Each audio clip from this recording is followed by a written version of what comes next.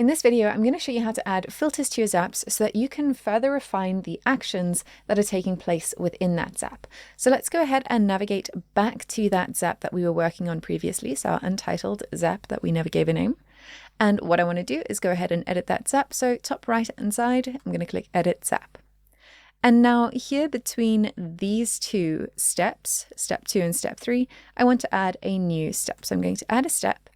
And what I want to do is select the filter tool over here.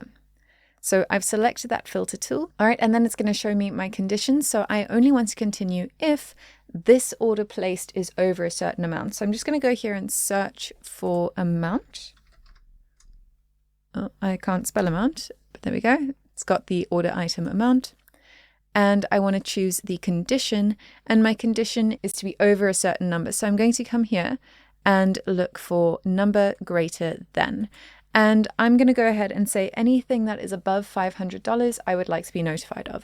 So I'm going to say $4.99, and then we're good to go. So I'm going to say continue, and then it's tested that, it said it's successful. So I can go ahead and publish my zap again, and I can give it a new name. So I'm just going to call this version 2, and we're going to publish that. All right, and now we can go and test that out. So if I navigate back to my system, and I create a new invoice, and let's go ahead and use Betty. We're going to hit save, and we're going to add a custom item. We're going to say it's pineapple, and this is going to be $1,000. We're going to hit save. Going to collect that payment, cash, record the payment.